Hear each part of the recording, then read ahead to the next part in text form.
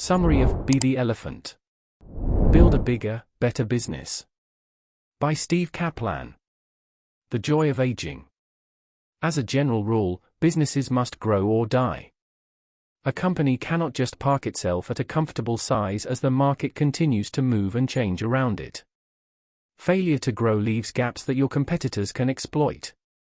Whether your small business remains static because you fear risk, resist change, lack knowledge, or can't relinquish the past, the consequences are often the same. If you don't grow, you will find it harder to compete in the ever-changing marketplace. Once you make the sensible decision to grow, don't think that by simply pumping up revenues, only good things will follow. Carefully plan your approach to growth and err on the side of caution. While some ill-prepared business people might get lucky enough to right their ships when storms hit, many others sink quickly. Analyze what you need to support growth, and figure out how to provide that capacity while still making a profit. Otherwise, growth will become a curse. Consider your sales, your infrastructure, and what you will need to learn. Building a foundation. First, be sure you understand your current business. Is the company as healthy as you think? Be sure you have a solid grasp of its real numbers. While you might find balance sheets boring, they are the lifeblood of your business. If you don't understand the numbers at the core of your enterprise, you are a gambler, not an entrepreneur. If you are not willing to dig and do the hard work necessary at this stage, you are creating an environment for failure, not a framework for profitable expansion. A growth mindset has 5 components. 1. Face the realities of the downside. 2. Seek advice from those in a position to provide solid guidance. 3. Become comfortable with real and specific numbers. 4. Ask people to poke holes in your plan. 5. Do not allow your enthusiasm to overcome your reason. To get serious about the numbers in your growth plan, create realistic revenue and cost assumptions. To project income, list every flow of revenue your plan will generate, write a brief description of each one. Explain your sales plan for that revenue. Who are your potential customers? How many prospects will become buyers? How many unit sales at what average price do you need to reach your goals? How many selling days will you have per year for this product? To consider costs in context, write an analysis showing how growth will affect your fixed expenses and what your variable costs will be as you grow. What do goods cost? What costs will you incur to acquire and support increased revenue?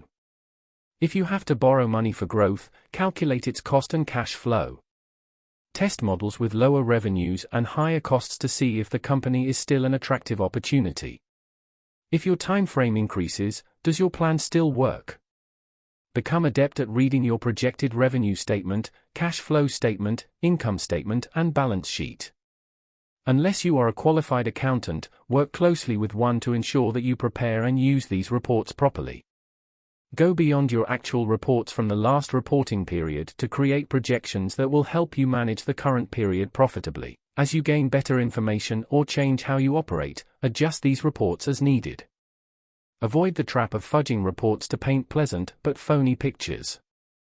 Manage the real numbers. Face the risks inherent to your business. List every possible risk, not just those you think are likely. Rare events still occur. Ask how much your actions can affect each risk. Decide, and write down, how likely each risk is and how severe it might be. Then draft the tactics you could use to manage each risk, either to lessen its chance of happening or to handle its impact if it does take place. Why sales? Obviously, your sales team is vital in bringing in revenue. However, your salespeople are also your key source of information about your customers and their needs. Use everything they know to help your company grow. Unlock revenues with 5 keys to sales success. 1. Learn as much as you can about your customers. 2. Ask your customers what they need and share new product ideas with them. 3. Use your current customers to find new ones. 4. Use incentives to motivate your sales force. 5. Invest in employee development so staffers have the skills to help your firm grow. Engage customers in developing new products or services. Will they commit to buy the product when you produce it? Will they place orders? What specific need should it address? If you can't generate customer enthusiasm for a potential product or get anyone to commit beforehand, don't develop it. If an idea draws enthusiasm, commitment, and cash, you're likely to have a winner. Big is good and bigger is better. You make money when people pay you for goods and services. But look deeper. Consider the revenues you tallied earlier. Which subsets of customers provide the most revenue in each cash flow stream? Group those subsets into lists of core revenue streams and try to identify any common attributes among those customers. What are their demographics? As you define the customers behind each source of revenue, ask how you can get more customers just like them.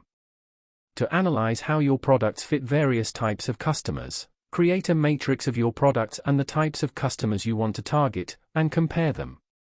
Also ask yourself how you can provide more products and services to customers within each revenue stream. Selling more of the same goods to existing customers is the basis of vertical growth. Current customers may also want new or upgraded products that would be relatively easy for you to offer. Going after similar customers, but in a new locale, is one kind of horizontal growth. The other way to grow horizontally is to seek new kinds of customers for your products. You may find an untapped market. You don't have to choose between horizontal or vertical growth, you can combine them.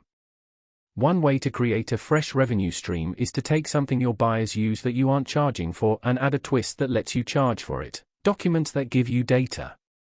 To evaluate a new product's risks versus its possible rewards, use a worksheet to grade the potential product from 1 to 5 on several scales: customer appeal, financial impact, organizational impact, need for leadership attention, relevance to your core business, overall risks, difficulty of implementation, adaptability to your current operational methods, potential success quantifiable in clear metrics, and any other factors that are relevant in your industry.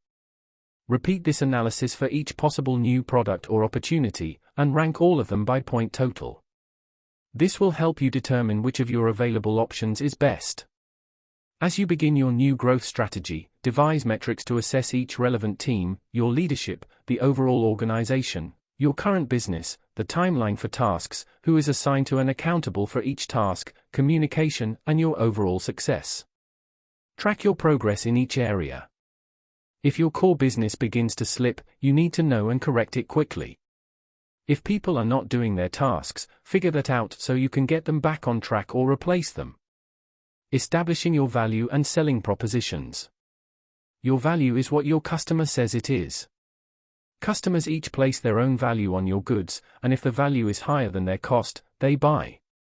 Value is part perception and part reality. You can see the tangible impact of genuine value because when you properly maximize your value, you will have more sales, greater profits, a more powerful brand, and a more vibrant company. This does not happen by accident. You must know which categories of customers like your products. Reach out to them, even if you just take a very short survey, and gather information about them and their reasons for buying what you sell. Nothing beats fieldwork, so go watch your customer make purchases and use your product. Get their reactions. Customers generally fall into 4 groups: those who seek high quality, great service, low price, or satisfaction from owning your product. If you can categorize your customers, you can market to them more efficiently. Target your value proposition and state a unique selling proposition, USP, that places your product above the competition. Use USPs to tout a superior product, to mitigate a product's weak spot, or to forestall issues raised by unsatisfied customers. Sometimes you can identify an audience of potential customers and use your USP to target them. Your brand is a powerful trade name that conveys rich messages to your customers for good or ill. To create a better brand name, first write every detail you can think of about your product. Convert those details into 1-, 2, or 3-word phrases with punch. Consider which needs the product's USP satisfies for your consumer. Then create lists of possible product names that capture the essence of the details, punchy phrases, and customer needs.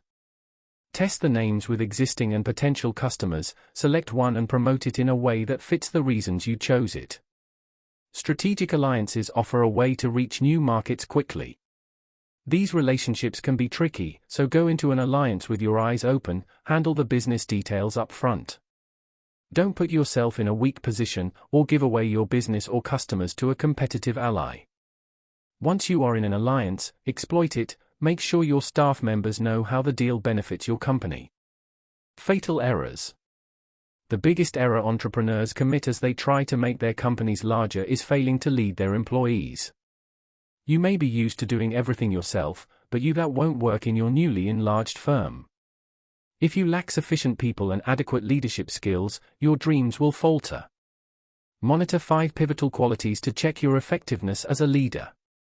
1. Are you leading by example? 2. Are the words you say and the actions you carry out consistent with each other?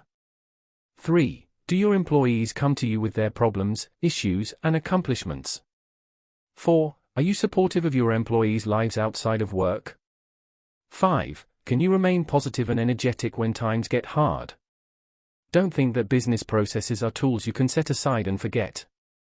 To handle a marketplace in constant flux, monitor the effectiveness of your processes and polish them as needed. Those that worked for the smaller version of your firm will become less effective as you grow. They should serve your overall objectives, help build your firm, increase the skills of your people, help engineer growth and make the most of the firm's value. Create a map for each of your business processes. List the actions you currently use to accomplish them. Think about how you can combine, eliminate, and improve these actions to make the processes more efficient. Examine each process in terms of the company as it grows. Will it need to be replaced or modified in some way? Once you understand the improvements needed, create maps of the new processes. Manage your organizational culture to ensure a smooth path for growth. Certain things must change along the way and some people will resist. Employees will feel pressured and that will make every action you take seem exaggerated in their eyes. So spend time with them, show personal interest and don't gratuitously criticize the old ways. Give credit to the employees who did the work to accomplish your objectives and to protect you.